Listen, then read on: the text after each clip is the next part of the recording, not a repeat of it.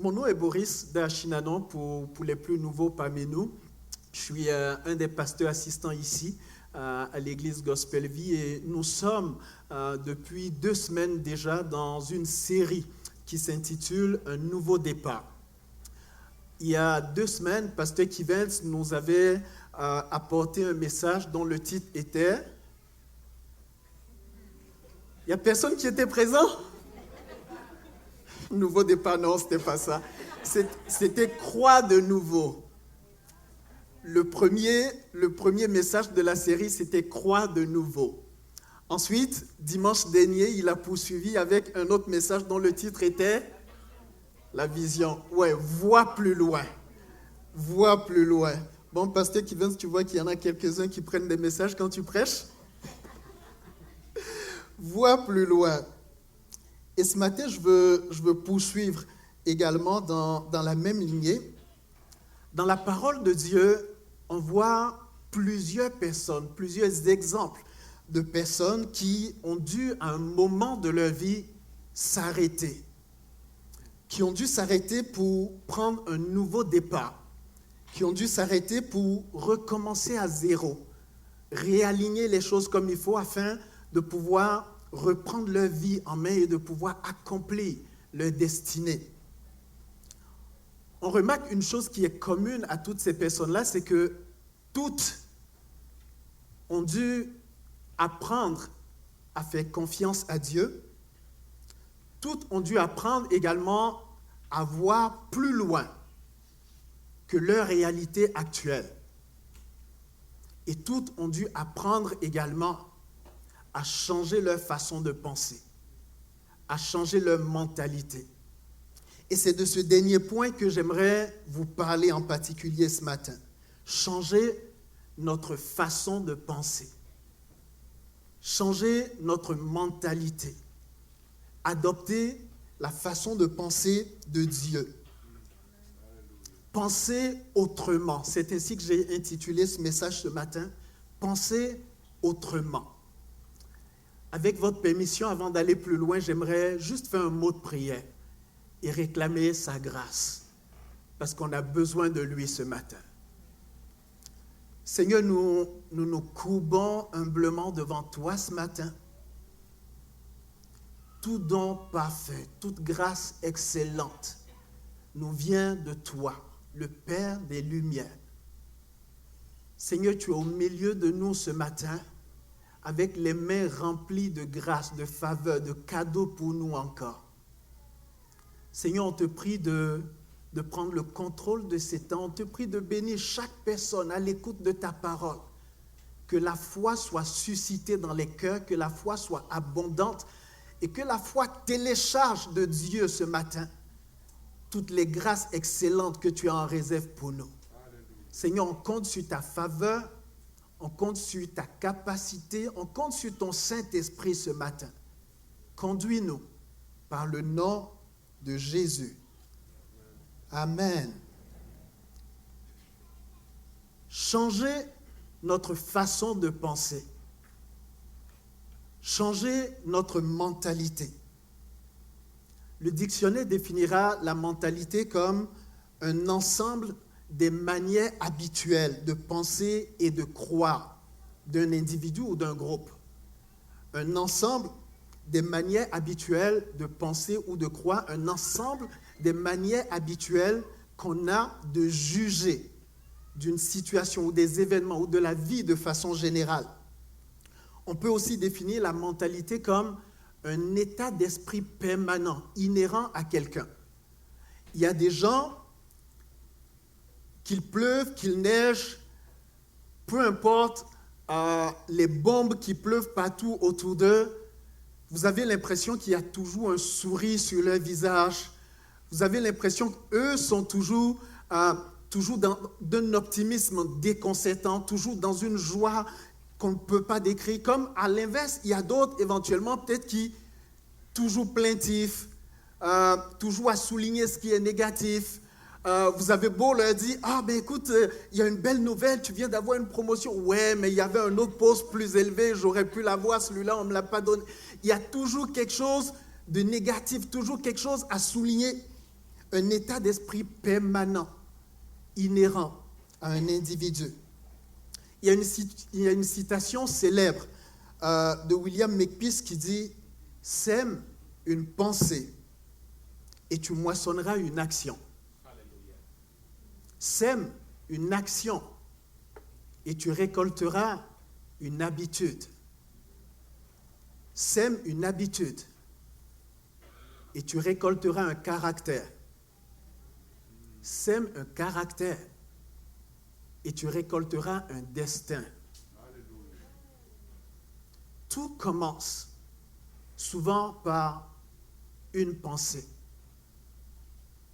Et notre façon de penser influence et entraîne les actions que nous posons.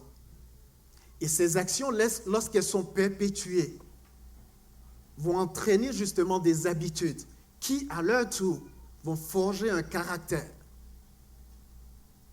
et qui peuvent justement influencer et déterminer votre destinée.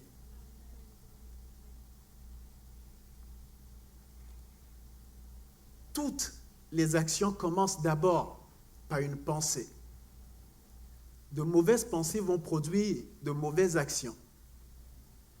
Mais très souvent, même de bonnes pensées au départ peuvent quand même finir par de mauvaises actions. Ça vous est déjà arrivé, quelqu'un vous dise « Oh, excuse-moi, c'était pas mon intention au début. C'était pas mon intention de te faire du mal. Je voulais pas mal faire. Je pensais pas mal faire. » Et c'est vrai, on peut être très bien intentionné au début et pourtant, les actions qui en découlent finissent par blesser, finissent par faire du mal. On peut donc passer d'une petite pensée à des actions, à une habitude, à un caractère et finalement à un destin. La question que je me pose ce matin, c'est si notre façon de penser peut influencer et changer le cours de notre destin, qu'arriverait-il si nous pensons différemment de Dieu? Parce qu'on nous a appris, et la Bible enseigne effectivement, que Dieu nous a créés pour un but précis, pour un destin, une destinée précise. Mais si ma façon de penser est différente, voire à l'opposé de la façon de penser de Dieu, la destination finale risque d'être très différente aussi. Et donc, on peut avoir des pensées différentes des pensées de Dieu et arriver effectivement à des résultats différents, des résultats que Dieu prévoyait ou espérait pour nous. Dans Ésaïe 55, les versets 8 et 9, on lit ceci. « Car mes pensées ne sont pas vos pensées, et vos voix ne sont pas mes voix, dit l'Éternel. Autant les cieux sont élevés au-dessus de la terre, autant mes voix sont élevées au-dessus de vos voix, et mes pensées au-dessus de vos pensées. » Si la pensée amène à une action, qui conduit ensuite à une habitude, qui conduit ensuite à un caractère, qui conduit ensuite à un destin, entretenir des pensées différentes de Dieu peut alors conduire à des actions différentes de celles que Dieu attend, à des habitudes différentes de celles que Dieu attend, à un caractère différent de celui que Dieu attend et à un destin totalement différent de ce que Dieu avait prévu pour nous. On peut donc être chrétien, on peut donc croire en Dieu et pourtant ne vivre aucune des choses que Dieu avait prévues pour notre vie. On peut donc être croyant et pourtant passer totalement à côté de tout ce que Dieu avait prévu pour notre vie. Nous devons changer notre façon de penser et adopter la façon de penser de Dieu. La Bible dira, 2 hommes peuvent-ils marcher ensemble sans s'être auparavant mis d'accord. Si nous voulons marcher avec Dieu, il faut que nous nous alignions, lui et nous. Il faut que nous nous mettons d'accord pour aller dans la même direction. Vous savez, Jésus est venu sur terre, il a passé 3 années et demie à enseigner et à former ses disciples. Et pendant ces 3 années et demie, plusieurs fois, il va leur dire qu'il va bientôt aller sur la croix, qu'il va bientôt mourir pour les péchés de l'humanité, afin de sauver l'humanité. Et qu'en fait, c'est pour cela qu'il était venu.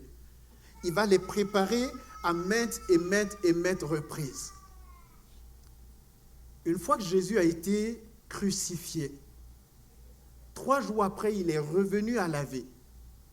Mais pendant les 3 jours où on l'a mis au tombeau et où les disciples ne le voyaient plus, ils étaient dans toutes sortes de pensées. Plusieurs d'entre eux ne savaient plus quoi penser. Et après sa résurrection, la Bible nous raconte un événement un peu surprenant. Jésus, après sa résurrection, marche aux côtés de 2 disciples qui faisaient chemin en direction d'une ville qu'on appelait Emmaüs. Et ils avaient le visage tout défait, tout triste. Et Jésus leur dit, de quoi parliez-vous, de quoi vous entreteniez-vous pour que votre face soit aussi défaite? Et ils vont lui dire, es-tu le seul à Jérusalem qui ne sait pas ce qui est arrivé à ce prophète, Jésus de Nazareth, que le monde a crucifié, et ainsi de suite. Et l'un d'eux, du nom de Cléopas, dira, nous pensions qu'il nous délivrerait. Il faisait allusion justement à l'oppression romaine que Jérusalem vivait à cette époque. En fait, à ce moment-là, ils étaient assiégés par les Romains. Et ils se levaient chaque jour, ils étaient, entre guillemets, un peu comme oppressés dans leur propre pays. Des étrangers régnaient sur eux. Et leur préoccupation première aux Juifs à ce moment-là, c'était qui viendrait nous libérer des Romains? Qui viendrait nous délivrer des Romains? Donc, pour eux, Jésus, le Messie, est venu. Yes, le Messie va pouvoir nous libérer des Romains.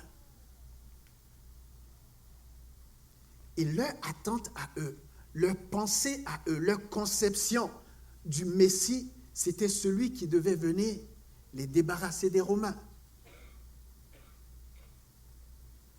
Les Romains étaient toujours là et Jésus est mort. Et là, ils ne comprenaient plus absolument rien. Et Cléopas dira, il est vrai que quelques femmes parmi nous ont été à son tombeau et sont revenues nous dire qu'il n'était plus là et qu'un ange leur a dit qu'il était ressuscité. On a entendu ces choses-là, mais on ne sait que penser de tout ça. On ne sait que penser de tout ça. Pour nous, il était celui qui devait nous délivrer. Les Romains sont encore là et il a juste disparu, ce fameux Jésus.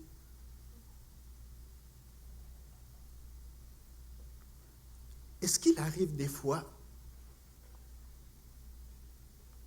que nous pensons que Dieu va agir de telle ou de telle façon, que Dieu va agir à tel moment, que Dieu va intervenir exactement de cette façon-là, à ce moment précis, et qu'il ne le fasse pas?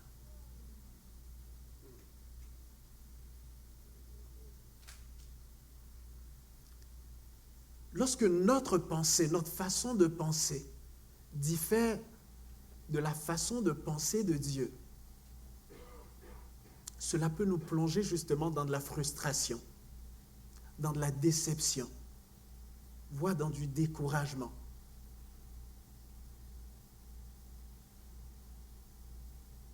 Je pensais que Dieu allait le faire à tel moment. J'ai prié le Seigneur et je m'attendais à ce que Dieu me réponde de cette façon-là. J'ai demandé au Seigneur même de me donner un songe cette nuit. Je me suis réveillé le matin, même pas un petit rêve.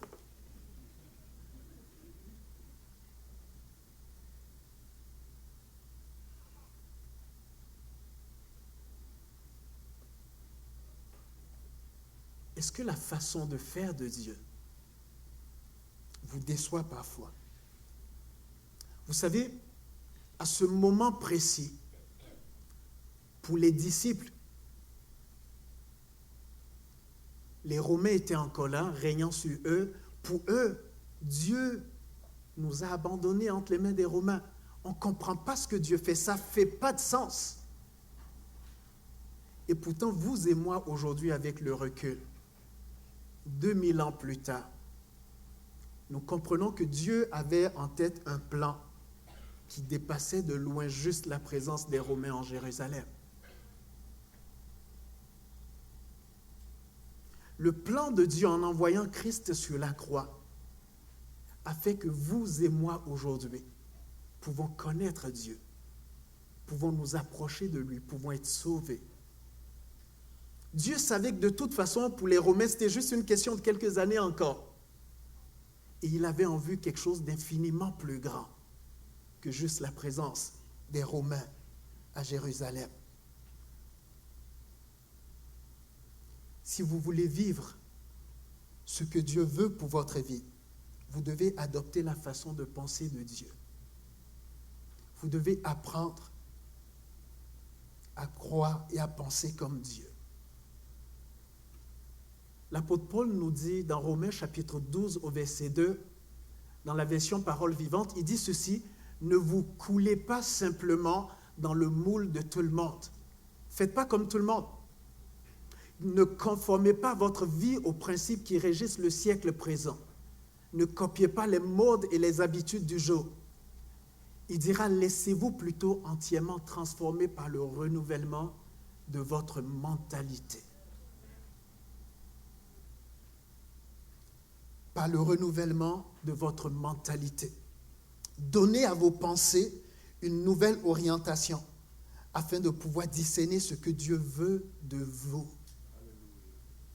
Donnez à vos pensées une nouvelle orientation afin de pouvoir discerner ce que Dieu veut de vous.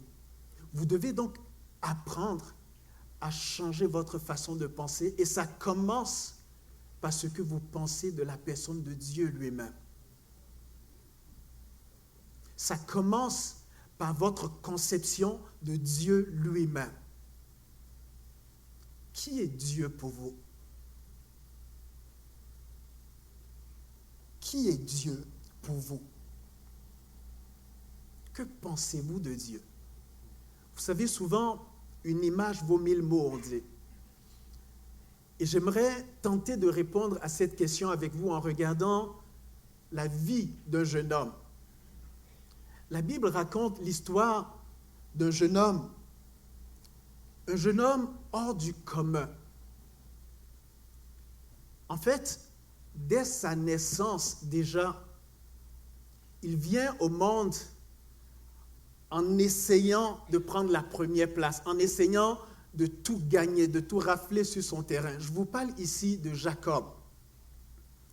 Jacob est le frère jumeau de Ésaü.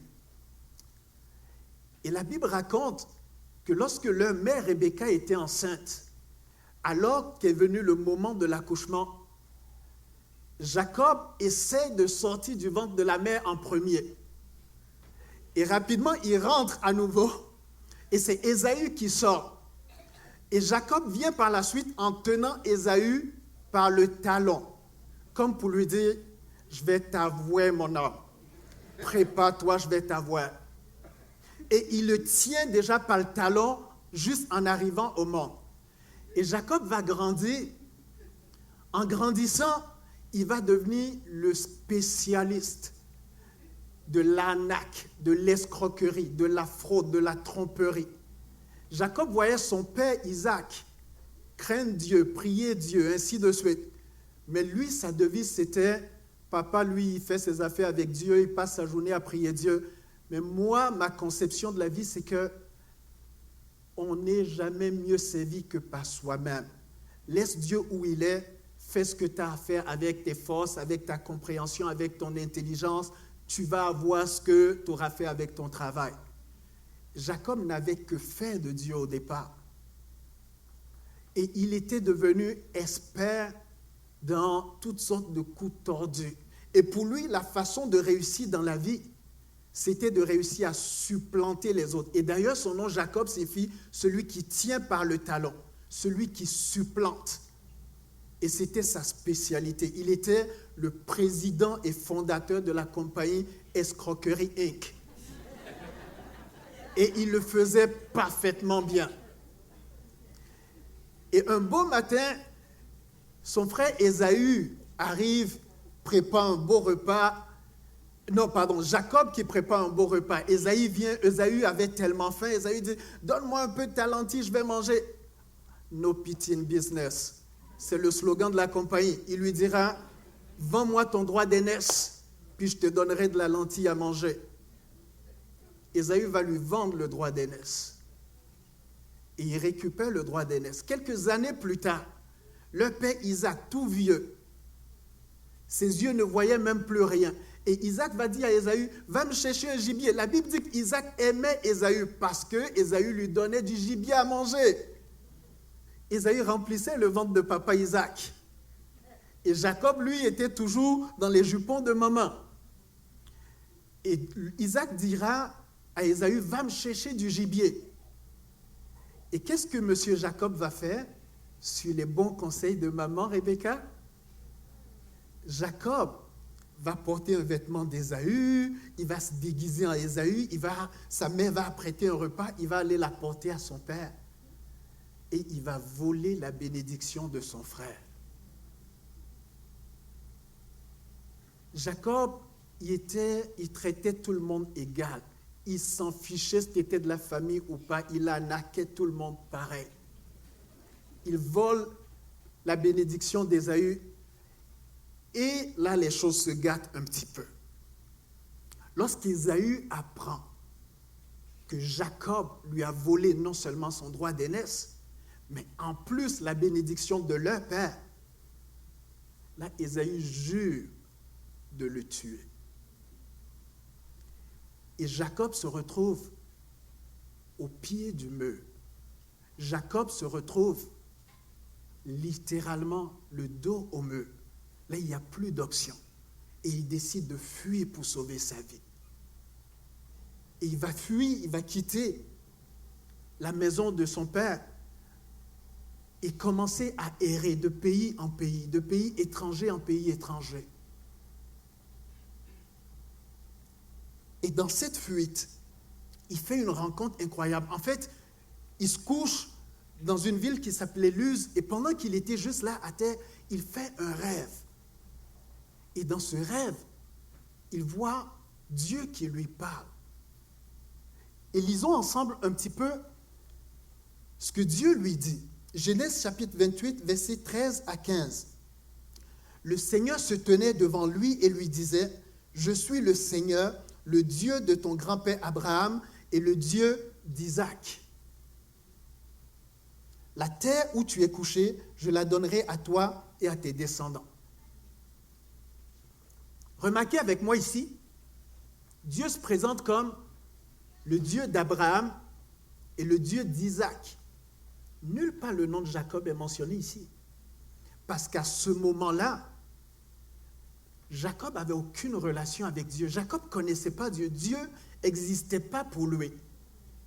À ce moment-là, Dieu disait, je connais ton grand-père Abraham. Je connais ton père Isaac.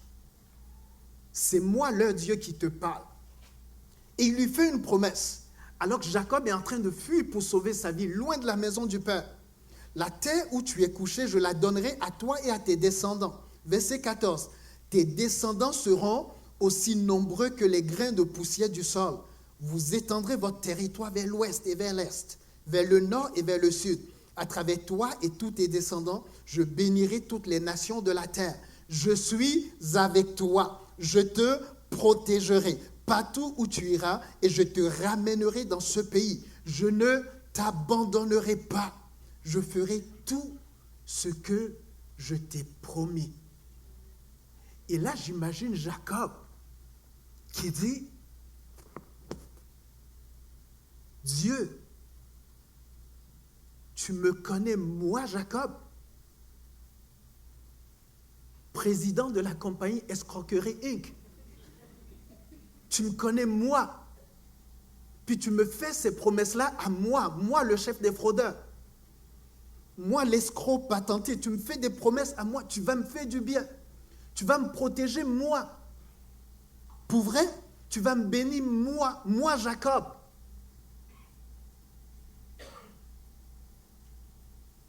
Et là, quelque chose commence à se passer dans le cœur de Jacob. Il était en fuite, loin de la maison de père pour sauver sa vie. Et là, Dieu dont il ne s'est jamais soucié se révèle à lui. Et là, Jacob va faire un vœu à Dieu, qu'on voit dans la suite du texte au verset 20 et 21. Jacob prononça ce vœu. Et il va dire, si le Seigneur est avec moi et me protège sur ma route, s'il me donne de quoi manger et m'habiller, si je reviens sain et sauf chez mon Père, alors le Seigneur sera mon Dieu. La conception de Dieu de Jacob au début, c'était une affaire de vieux, c'était une affaire de papa, c'est une affaire de grand-papa et de papa. Moi, je n'ai pas le temps pour ces choses-là. Moi, je suis un jeune, je vais faire mes affaires, je vais gérer ma vie, puis je vais y arriver, je vais réussir. Et à date, ça marche pas mal bien. Et là, Dieu se révèle à Jacob d'une toute autre façon. Et Dieu est en train de lui dire, Jacob, malgré tout ce que tu as fait, bien que tu ne t'aies pas soucié de moi jusqu'ici, bien que tu ne me connaissais pas personnellement, Jacob, je veux te dire simplement que je te connais, que je te vois, que tu n'es pas perdu à mes yeux. Je veux te dire simplement que je veille sur ta vie, que je vais te protéger, je vais te garder. Là, je te vois en train de fuir parce que tu subis les conséquences de tes actes. Mais je te fais la promesse de te garder et de te ramener dans la maison de ton Père. Je te fais la promesse même que tu auras un avenir. Aujourd'hui, tu es là, tu ne sais même pas où tu vas. Mais moi, je te fais la promesse que tu auras une descendance. Je te fais la promesse que ta descendance sera une source de bénédiction pour toute la terre. Et Dieu lui dit toutes ces paroles à un moment où Jacob ne savait même pas ce qu'il allait faire le lendemain. Et Dieu lui parle d'une descendance qui va être une source de bénédiction pour la terre. Que pensez-vous de Dieu ce matin? Est-ce que pour vous, Dieu c'est un père fouettard qui est loin, assis sur son trône au ciel, qui attend juste à la première bêtise que vous faites pour vous chicoter, pour vous punir? Est-ce que pour vous, Dieu, c'est quelqu'un qui se soucie aucunement de vous? Il est au ciel, puis il nous laisse gérer sur la terre. Est-ce que pour vous, Dieu, c'est quelqu'un qui vous a oublié? Est-ce que pour vous, Dieu, c'est quelqu'un de tellement exigeant qui veut contrôler votre vie, vous empêcher d'avoir du fun dans la vie? Quelle est votre conception de Dieu? Jésus parle de lui comme un Père. Il dira notre Père qui est dans les cieux. Jésus parle de lui comme un Père qui est tendre, qui vous est favorable. Un Père dont les bras sont grands ouverts et qui attend de vous accueillir, de vous bénir, de vous parler et qui a des promesses envers vous. Quelle est votre conception de Dieu? Vous savez, ma femme et moi avons 2 enfants. Shana, notre petite princesse qui a 7 ans, et David qui a 5 ans. Il vient d'avoir 5 ans. Et tous les matins, je dépose David à la garderie. Il a 5 ans, ok? Il n'a pas encore de cellulaire. Fait que je ne peux pas l'appeler 15 fois dans la journée pour le rassurer et lui dire que papa va revenir le chercher en fin de journée.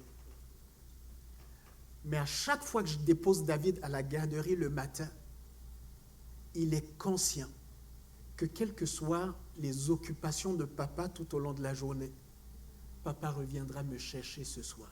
Amen.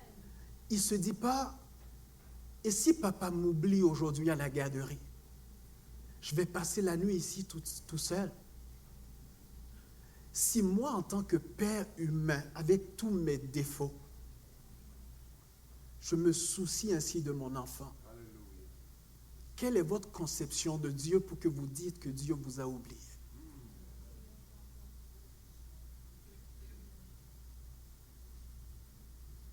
Que pensez-vous de Dieu? Comment concevez-vous Dieu pour dire que Dieu vous a abandonné, que Dieu vous a laissé tomber, que Dieu vous a oublié, que Dieu ne se soucie pas de vous?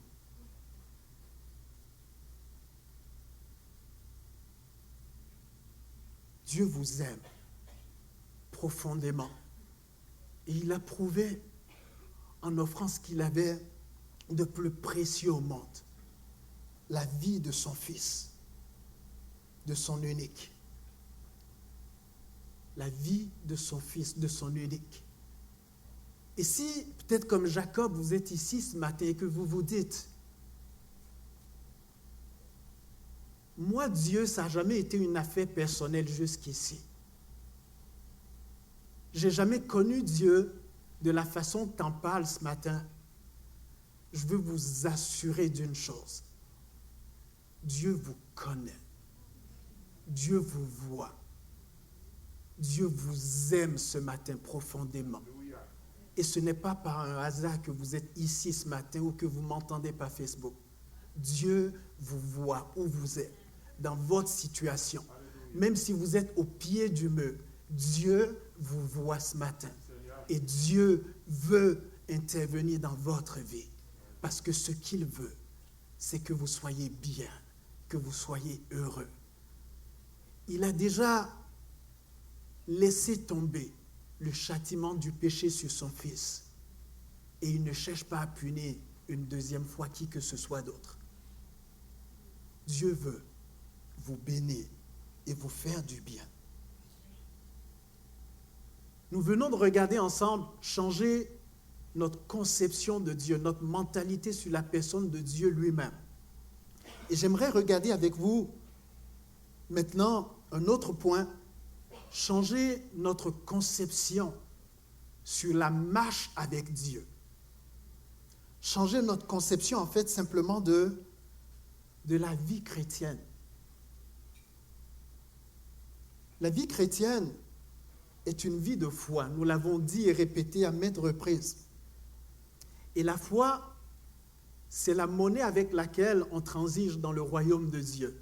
Ce n'est pas les dollars, ce n'est pas l'euro, ce n'est pas la foi qu'on reçoit toutes choses de Dieu. C'est par la foi qu'on fonctionne et qu'on marche dans le royaume de Dieu.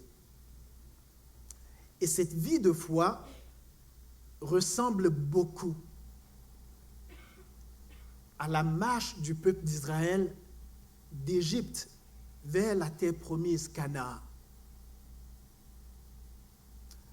Vous vous rappelez, la Bible raconte que les descendants de Jacob ont été esclaves en Égypte pendant 400 années.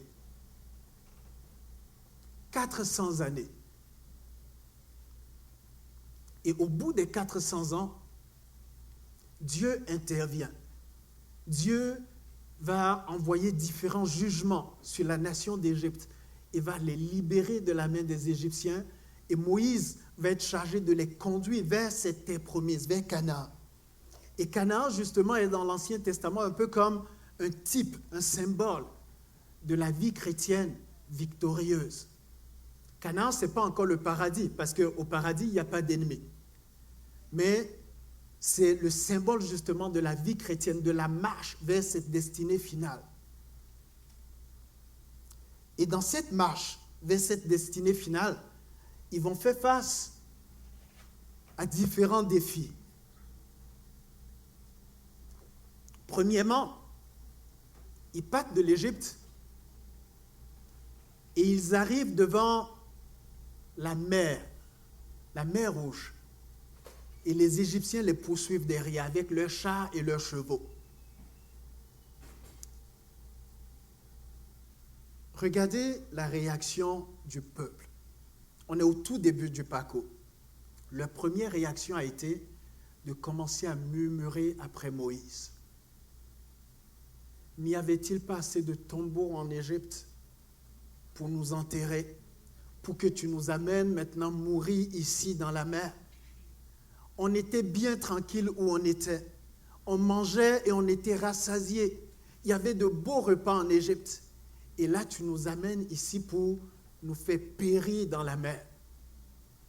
Et ils vont commencer à murmurer et à critiquer Moïse.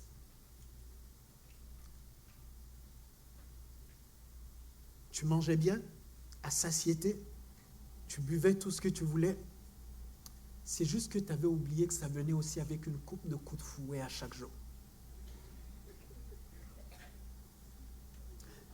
Puis quand tu ne fabriquais pas les briques assez vite, ben tu en mangeais encore d'autres coups de fouet. Et ça, c'était ta vie matin, midi et soir. C'est quelqu'un d'autre qui décidait à quel moment tu te levais, à quel moment tu te couchais, à quel moment tu mangeais le petit pain ou tu buvais le petit verre d'eau qu'on te donnait. C'était ça ta vie il n'y a pas si longtemps. Et là, ils disent à Moïse, on était bien en Égypte. Puis tu viens troubler notre vie en nous faisant mourir dans la mer. Moïse va se tourner vers Dieu. Et Dieu va prononcer une parole. Dieu dira, ces Égyptiens que vous voyez aujourd'hui, vous ne les reverrez plus. Dieu ouvrira la mer, ils passeront à travers, et leurs ennemis ont été engloutis. Et là, vous et moi, on dira, waouh, ils ont vu cet exploit. Fait que là, ils ont compris que Dieu peut les délivrer. Fait qu'à partir de maintenant, ils vont faire confiance à Dieu. On passe à travers la mer, on arrive de l'autre bord. Oh, on a soif. On a soif. Il n'y a aucune bonne eau ici à boire, on a soif. OK. Allez regarder par là, il y a peut-être un petit étang d'eau, vous allez pouvoir boire. Ouais, mais l'eau est amère, on ne peut pas boire ça. Si on boit ça, on va mourir. Ce n'est pas de la bonne eau, donne-nous de l'eau. OK, là, on est aux eaux de Mara. Et là, Dieu intervient à nouveau. Dieu donne de l'eau. On boit de l'eau. Ouais, on a faim. On a faim. On ne va pas faire que juste boire de l'eau. On a faim. Donne-nous à manger. OK. La manne tombe du ciel. Une couple de jours après. Ouais, c'est bien bon la manne, mais regarde, ce serait pas mal d'avoir un peu de viande aussi avec ça. OK. Des cailles tombent. Ouais, regarde, on a mangé de la manne, on a mangé des cailles. Écoute, ça nous sort même par le nez. Il n'y a pas possibilité d'avoir autre chose que ça. Le menu n'est pas très varié ici, il me semble.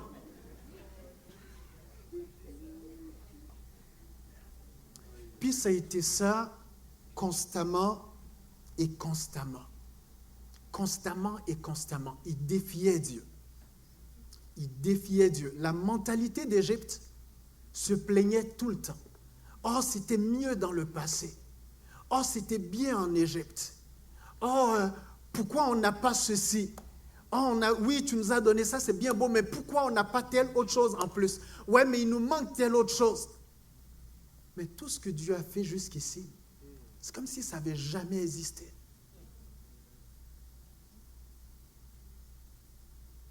Et là, plusieurs fois, Dieu s'est mis en colère. Dieu voulait en finir avec eux.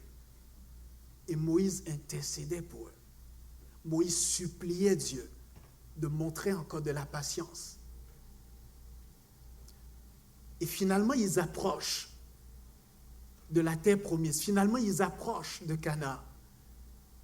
Et à l'approche de Canaan, Moïse décide d'envoyer 12 espions pour aller regarder le pays et pour revenir faire rapport aux autres. Les 12 y vont et ils reviennent. Et j'aimerais lire avec vous quelques versets ce matin. J'aimerais juste qu'on aille lire par nous-mêmes ce matin leur rapport et ce qui s'en est suivi. vous allez voir la différence entre la mentalité d'Égypte et la mentalité de Canaan. Nombre chapitre 13, à partir du verset 27.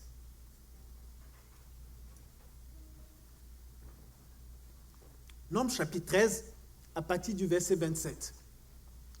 Là, c'est le rapport que les 12 espions font quand ils reviennent d'avoir exploré le pays. Alors on lit ceci. Voici ce qu'ils racontaient à Moïse. Nous sommes allés où tu nous as envoyés. À la vérité, donc il dit c'est vrai, à la vérité c'est un pays où coule le lait et le miel, et en voici les fruits. Mais, le peuple qui habite ce pays est puissant. Les villes sont fortifiées, très grandes. Nous y avons vu des enfants d'Anak. Les Amalécites habitent la contrée du Midi. Les Hétiens, les Jébusiens, les Amoréens habitaient la montagne. Et les Cananéens habitent près de la mer et le long du Jourdain. Caleb fit taire le peuple qui murmurait contre Moïse. Il dit, montons, emparons-nous du pays, nous y serons vainqueurs. Mais les hommes qui y étaient allés avec lui dirent, nous ne pouvons pas monter contre ce peuple, car il est plus fort que nous. Et il décriait devant les enfants d'Israël le pays qu'ils avaient exploré. Il dit, le pays que nous avons parcouru pour l'explorer est un pays qui dévore ses habitants. Waouh! Tous ceux que nous y avons vus sont des hommes d'une haute taille. Et nous y avons vu les géants, enfants d'Anak, de la race des géants. Nous étions à nos yeux et aux leurs comme des sauterelles. Il disait, même Ramon est une sauterelle devant les enfants d'Anak. Nous étions à leurs yeux et aux nôtres comme des sauterelles. Êtes-vous encore là? Allons un peu plus loin. Chapitre 14. Toute l'assemblée éleva la voix et poussa des cris, et le peuple pleura pendant la nuit. Tous les enfants d'Israël murmuraient contre Moïse et Aaron, et toute l'assemblée leur dit, que ne sommes-nous morts dans le pays d'Égypte? Ou que ne sommes-nous morts dans ce désert? Pourquoi, écoutez ceci, pourquoi l'Éternel nous fait-il aller dans ce pays où nous tomberons par l'épée, où nos femmes et nos petits-enfants deviendront une proie? Ne vaut-il pas mieux pour nous retourner en Égypte? Sérieusement?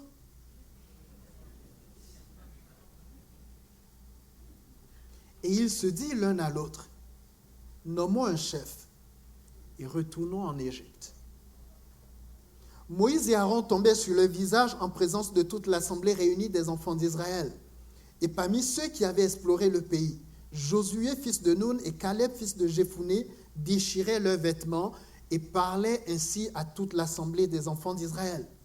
Le pays que nous avons parcouru pour l'explorer est un pays très bon, excellent. Si l'Éternel nous est favorable, il nous mènera dans ce pays et nous le donnera. C'est un pays où coule le lait et le miel. Seulement ne soyez point rebelles contre l'Éternel et ne craignez point les gens de ce pays, car ils nous serviront de pâture. Ils n'ont plus d'ombrage pour les couvrir. L'Éternel est avec nous, ne les craignez point. Toute l'assemblée parlait de les lapider. C'est ça, Josué puis Caleb. Vous autres les spirituels, hein? Dieu, Dieu, Dieu. On va vous lapider. Toute l'assemblée parlait de les lapider. Lorsque la gloire de l'Éternel apparut sur la tente d'assignation devant tous les enfants d'Israël, et l'Éternel dit à Moïse, écoutez ceci, et l'Éternel dit à Moïse, jusqu'à quand ce peuple me méprisera-t-il? Jusqu'à quand ne croira-t-il pas en moi malgré tous les prodiges que j'ai faits au milieu de lui?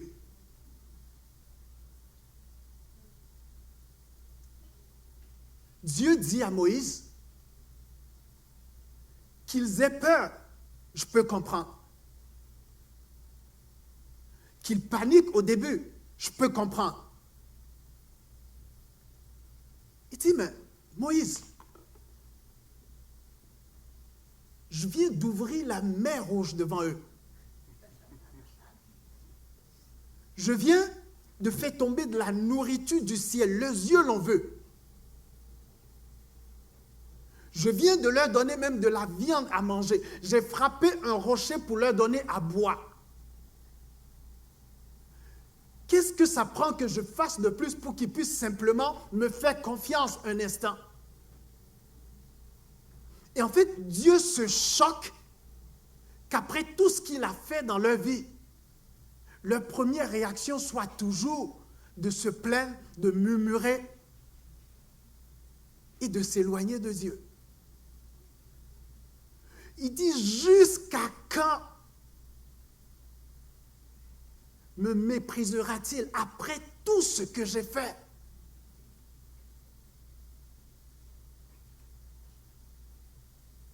Ils étaient terribles, hein, Israël? Est-ce que vous pensez qu'on est vraiment différents?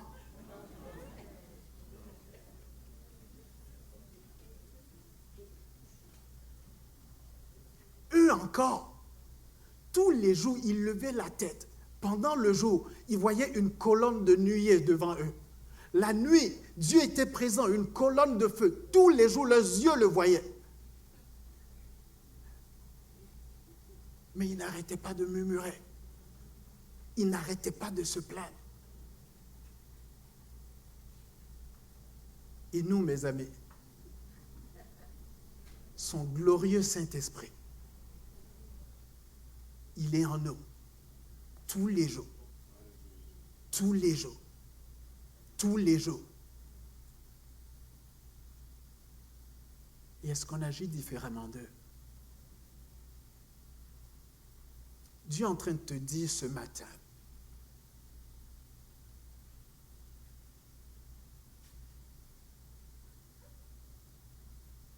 la montagne devant laquelle tu es en ce moment, détourne tes yeux de là un instant et souviens-toi de ce que j'ai déjà fait jusqu'ici. Souviens-toi des prodiges que j'ai faits jusqu'ici. Souviens-toi de ma délivrance jusqu'ici. Souviens-toi que lorsque ce cancer était venu et avait annoncé qu'il allait te détruire, j'ai juste levé ma voix et je lui ai dit, cancer, maintenant tu fais dodo. Alléluia. Souviens-toi que lorsqu'ils avaient annoncé qu'ils allaient te détruire, j'ai étendu ma main, je t'ai protégé, je t'ai gardé. Et Dieu dit, rappelle mon souvenir. Rappelle mon souvenir. Souviens-toi de ce que j'ai déjà fait. Alléluia. Souviens-toi de ce que j'ai déjà fait. Et attends-toi à moi à nouveau. Attends-toi à moi à nouveau.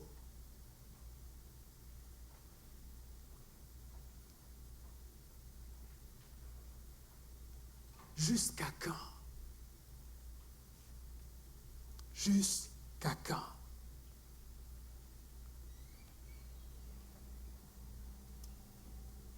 Josué et Caleb leur diront, c'est vrai, il y a des défis dans le pays. Ils ne l'ont pas nié. Fais confiance à Dieu, avoir foi en Dieu, ce n'est pas de la pensée positive. Moïse, quand il était devant la mer Rouge et que les Égyptiens arrivaient en arrière, il n'a pas fermé ses yeux en disant « Non, il n'y a pas d'Égyptiens. Non, il n'y a personne derrière nous. Non, il n'y a personne qui s'en vient. » Si tu fais ça, tu vas te faire ramasser, mon ami. Il était réaliste. Il voit l'ennemi qui s'en vient. Le diagnostic du médecin est peut-être là devant toi. Il est réaliste. Il dit, la montagne est sérieuse. Le problème, le défi, le géant est réel. Mais ils disent, si l'Éternel nous est favorable, il nous mènera dans le pays et nous le donnera. Lorsque les Égyptiens venaient, Moïse se tourne vers Dieu et il attend juste une chose. Il dit, Seigneur, dis-moi quelque chose. Donne-moi une parole. Et la parole de Dieu est venue. Et la parole de Dieu a été, check les bains. Tu ne les reverras plus. C'est la dernière fois que tu les vois. Et la Bible dit que la foi vient de ce que l'on entend. Et ce que l'on entend vient de la parole de Christ. Alléluia. Et à partir du moment où Dieu a parlé à Moïse, Moïse s'est appuyé sur ce que Dieu a dit. Moïse s'est placé sur ce que Dieu a dit. Et il dit, je vois ma réalité avec mes yeux humains, physiques, réels. Je le vois là. Je le vois. Je ne suis pas dans le déni. Je le vois. Mais Dieu a dit. Dieu a dit que ces Égyptiens-là, je ne les reverrai plus. Je ne sais pas comment il va s'arranger, mais il l'a dit. Et c'est sur cela que je veux m'appuyer. La foi vient de ce que l'on entend. Qu'est-ce que tu entends ce matin? Est-ce que la voix de ta montagne, la voix de tes épreuves sont trop fortes pour que tu entendes la voix de Dieu? C'est là notre problème de plus en plus aujourd'hui, c'est que trop de chrétiens ne savent plus entendre la voix de Dieu. Trop de chrétiens ne peuvent pas entendre la voix de Dieu. Trop de chrétiens n'ont même plus contact avec la parole de Dieu. Et donc, dans l'adversité, dans l'épreuve, quand tu n'entends pas la voix de Dieu, la seule chose que tu entends, c'est la voix de l'épreuve. C'est les vagues qui grondent. C'est les torrents qui rugissent.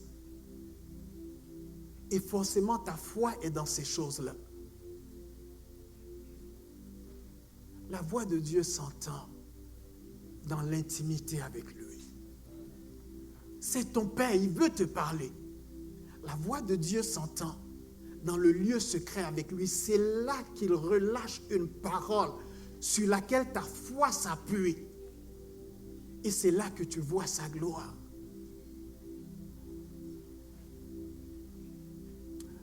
Vous savez, je vais vous confesser quelque chose ce matin.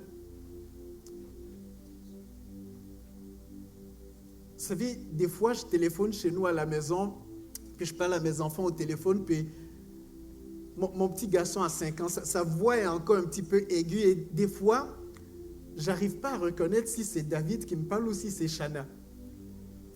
Et quand ça m'arrive, tant de fois, je dis, « Ah, ça va ma cocotte ?» Puis David dit, « Non, papa, c'est moi. » Puis d'autres fois, je dis, « Ah, Coco, ça va ?» Puis il dit, « Non, papa, tu ne connais pas ma voix, c'est Shana. » Et donc, pour gagner du temps, ce que je fais maintenant, quand il me parle que je ne reconnais pas encore, je dis, « Ah, ça va, chérie? » Chérie, ça marche pour tout le monde, n'est-ce pas? Fait que ça veut dire continue de jaser jusqu'à ce que je réussisse à savoir qui me parle. Mais quand c'est avec eux, il n'y a pas tant de conséquences que ça. Ça m'est arrivé une fois avec madame. Madame était en vacances en famille. Et là, j'appelle sur son cellulaire, puis c'est ma belle-sœur Myria qui répond. Et elle me fait un salto. La baveuse, elle me fait un salto. Elle décroche le téléphone, puis elle fait « Allô, chérie ?» Fait que là, je dis « Ah, chérie, ça va ?» Et là, tout d'un coup, j'entends une voix qui rit et j'entends une autre voix qui dit « Tu connais pas ma voix? Tu connais pas ma voix? » Fait que là, oh oui, j'ai pardon. Oh, non. Je me suis fait avoir ce jeu-là une fois. Et je me suis promis qu'on ne m'y reprendra plus.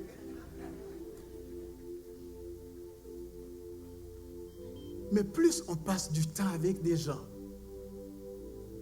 plus justement on s'habitue à leur voix, n'est-ce pas? Plus on passe du temps avec des gens, plus on reconnaît leur voix.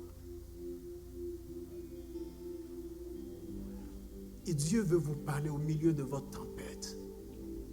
Dieu veut vous révéler ce que lui voit. Il veut que vous adoptiez sa façon de penser, sa façon de voir votre épreuve. Et ça, il veut vous le dire dans le lieu secret. dans le lieu secret. Dans le lieu secret. Je termine avec un court témoignage et après nous allons prier.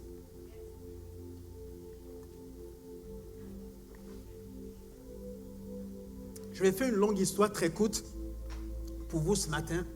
Vous savez, l'année dernière, Dieu nous a fait la grâce à ma famille et moi de déménager sur la rive sud. Où Dieu nous a fait grâce d'une petite maison vraiment où on est bien, on lui rend grâce, où on se tient vraiment tout sur la liste des critères qu'on lui avait demandé. Tout était coché, absolument tout. Absolument tout. Et là, on arrive là, on s'installe. À l'époque, ma femme ne travaillait pas encore. Et elle devait retourner bientôt sur le marché du travail. Et donc, pour que maman retourne sur le marché du travail, on avait aussi besoin d'une garderie. Et David était encore à la maison parce qu'on n'avait pas encore trouvé de garderie dans le quartier, dans les alentours. Et on s'est inscrit sur toutes les listes des garderies qui sont dans toute la ville. On a fait des téléphones à toutes les garderies du coin, aucune réponse. Personne n'avait de place disponible. On a élargi aux villes voisines. Personne n'avait de place. Jusqu'à ce que, je fais une longue histoire courte, maman trouve un emploi. Et maman commence dans 2 semaines. Mais toujours pas de garderie. Qu'est-ce qu'on fait? Et là, évidemment, en dedans, ça commence à monter un petit peu. 2 semaines. Tu fais quoi? Avec ma femme, on s'est assis, on s'est dit, Dieu nous a conduits ici, dans cette maison, dans ce quartier. Dieu a prévu la garderie.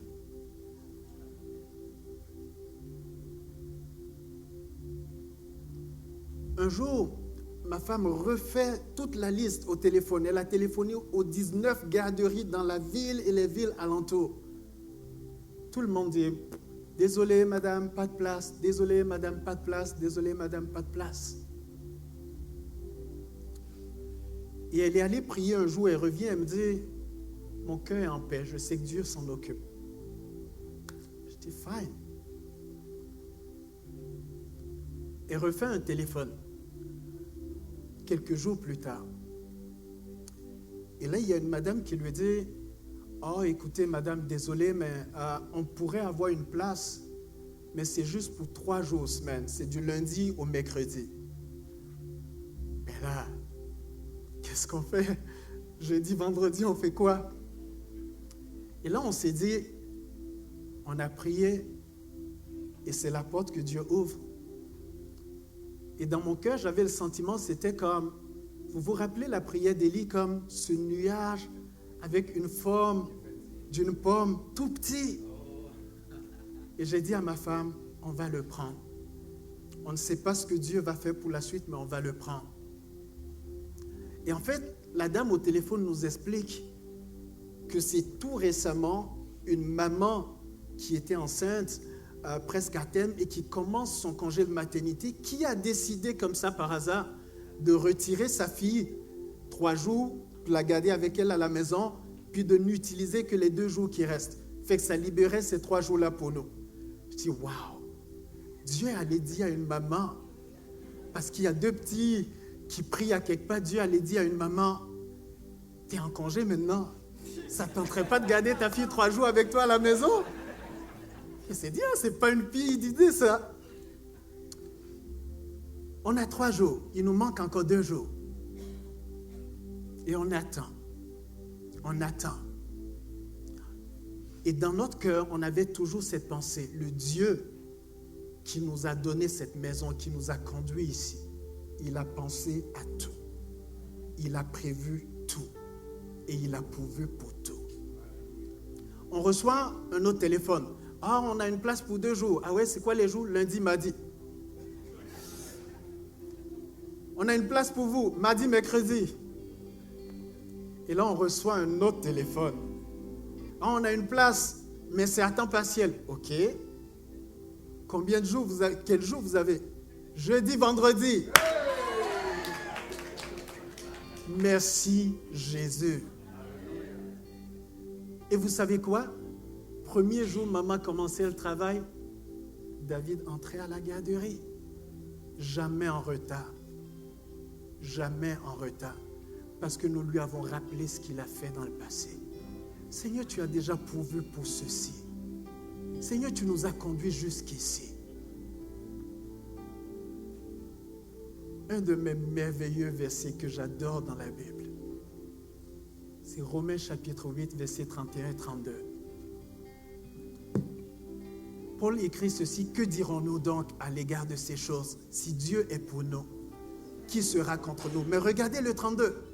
Il dit, lui qui n'a point épargné son propre fils, mais qui l'a livré pour nous tous, comment ne nous donnera-t-il aussi toutes choses avec lui? Si Dieu a livré son fils, qu'est-ce qu'il peut te refuser d'autre?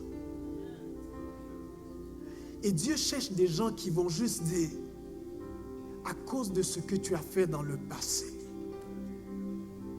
à cause de Jésus que tu as déjà donné pour moi, à cause de toutes les grâces que tu m'as faites dans le passé, Seigneur, cette montagne n'aura pas ma peau. Seigneur, ce diagnostic n'aura pas ma peau. Seigneur, ce défi n'aura pas ma peau. Je ne mourrai pas.